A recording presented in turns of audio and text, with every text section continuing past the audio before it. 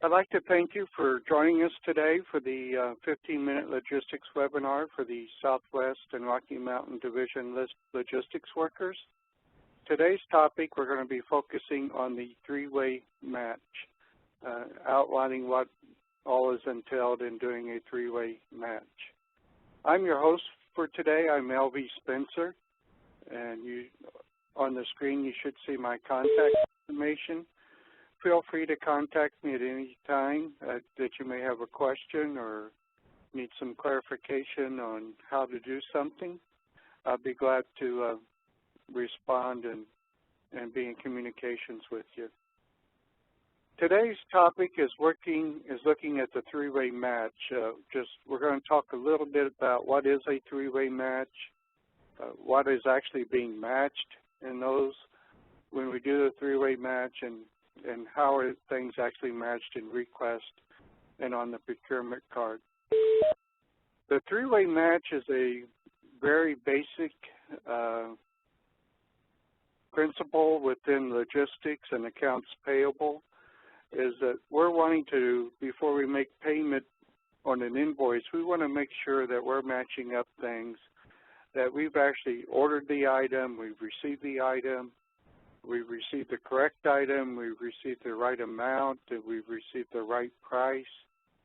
So the three-way match is really designed for accounts payable, is that they're not going to pay an invoice until that three-way match is complete. Now, what is actually being matched, I'll show you on the next screen.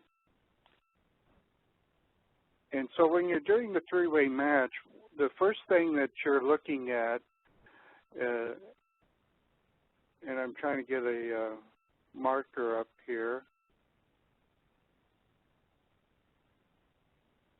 The first thing we're going to be looking at is the order. We need to make sure that we've actually ordered the item that we're going to be paying for.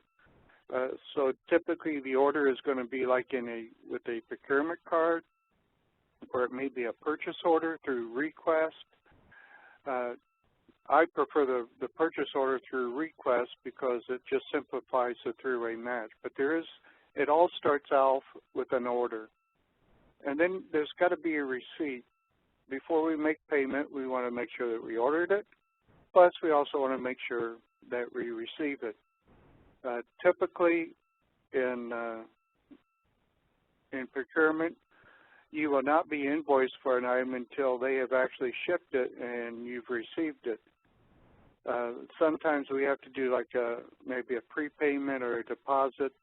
That's not what I'm referring to. I'm talking about when we actually receive an item or we actually receive a service. So keep in mind that a receipt is not always just for an item, that you're also receiving that a service has been performed. And then the third thing that we're going to be matching up is the actual invoice.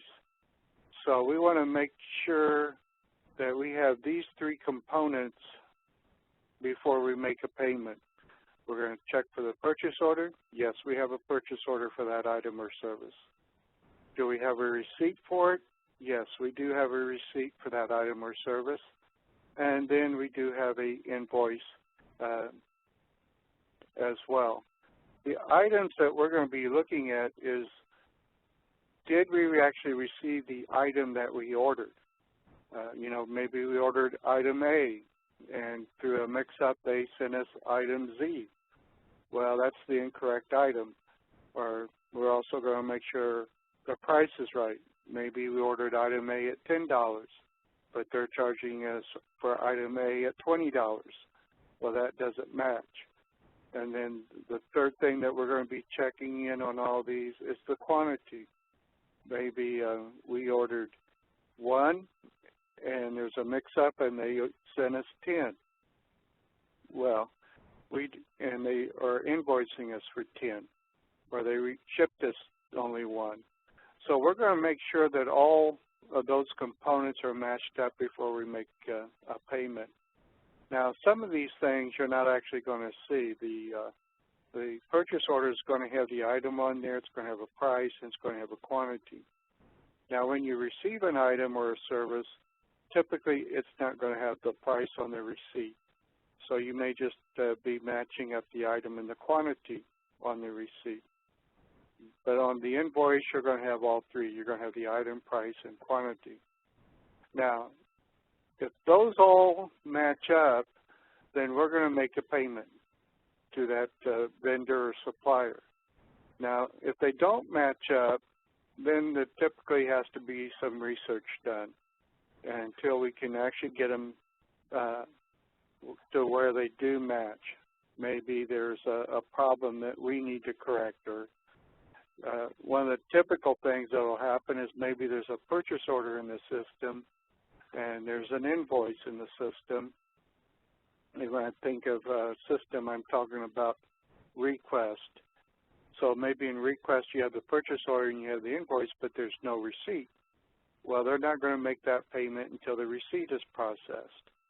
And typically you're not going to be able, you won't be able to process a receipt until there's an order in the system as well. So if there is no, if we don't have that three-way match, then we're going to do some research. Now,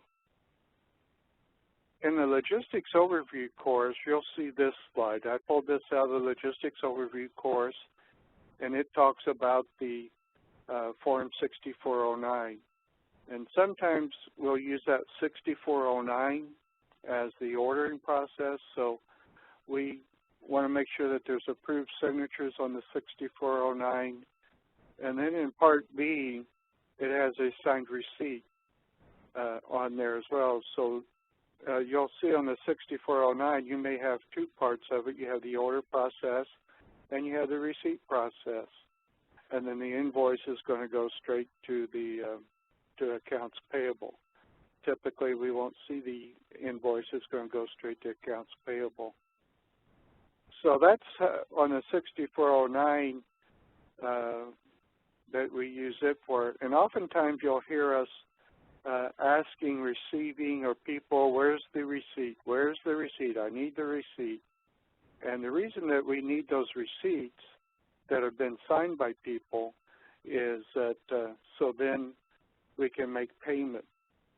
Sure, we want to make sure we actually receive the items, but payment can't happen until we actually process that receipt because it's part of that three-way match. Typically, what happens on who's signing for all these, typically the person that orders the item and the person that receives the item are two different people, or it could be. Sometimes they are the same. So, you know, it could be the same person. For example, you may have somebody that's in supply or client that's actually ordering the item, but the item is being received by the warehouse. So that's why we're always asking the warehouse people, have you received this? Where's the receipt documentation? Where's the packing list? We need some kind of proof or documentation that we've received the item. So hopefully that sort of clarifies what the three-way match is. And I'm going to try to show you a demonstration in request. And I like request because all of the three-way match is done within request itself. So I'm going to try to pull that up and see if we can't see an example of one. So I'm going to pull up a requisition here. Hopefully I haven't been timed out. Let me see if I'm timed out.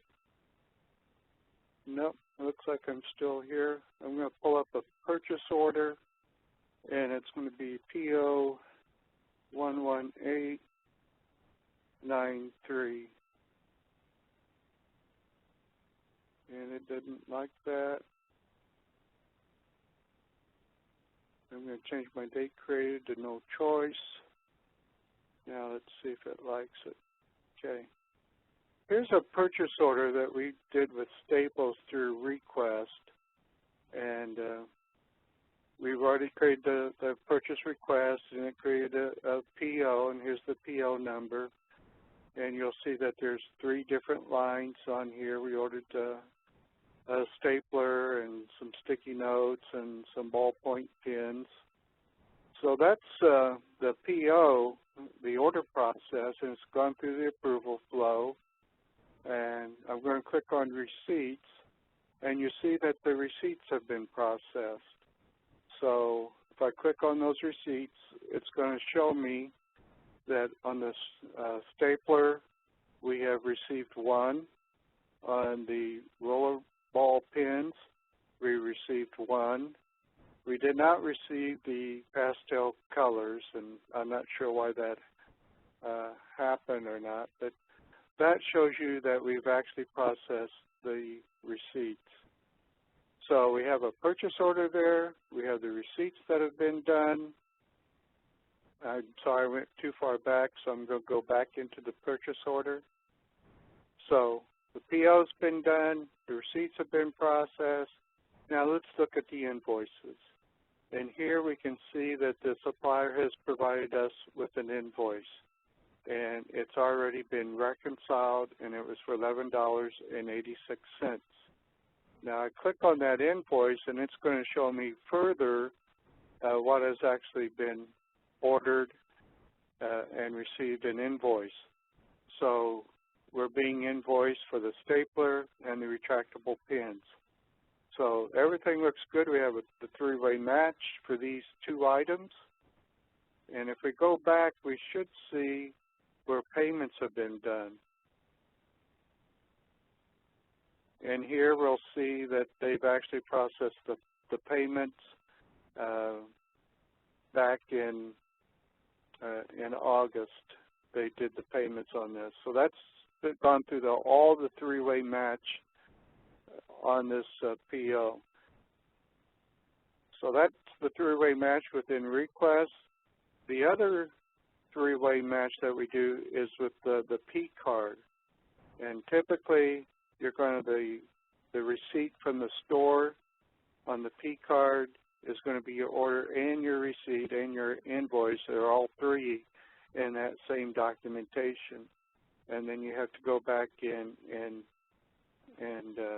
reconcile those P cards. So we're getting close to our 15 minutes being up. So I just wanted to show you how we can do a three-way match through request. And the key reason that we're doing that three-way match is so that we can make payments to the vendors.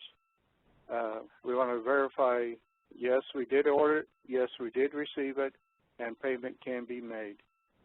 And it's just an audit record or accountability record that we're wanting to make sure that all 3 things are matched up before we make the payment.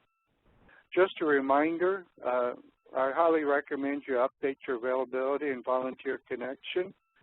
I try to do that at least once a month, so I sort of have a tickler on my calendar to update my volunteer connection.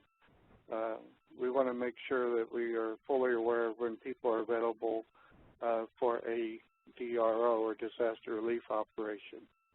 If you find that you're not being active, or if you know some people that's not being active, you may want to encourage them to maybe either go into asking people to change their status from being an active volunteer to an inactive volunteer in volunteer connection. So we have a better idea who's out there being active and being available. I hope to do another seminar next Thursday at the same time with the same login procedures. And we're going to be covering the request process flow. And you've seen a little bit of that today in request. As you notice, I only have 5 things here on future topics. So if there's something out there that you would like for me to cover, please send me an email and so I can cover that topic and in our seminars. If not, we may have to start repeating some of the webinars that we've done.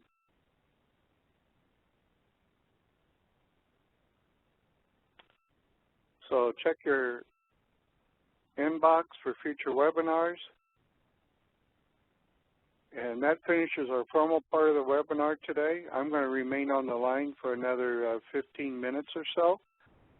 And I'm going to open up the line so that people can ask questions as well.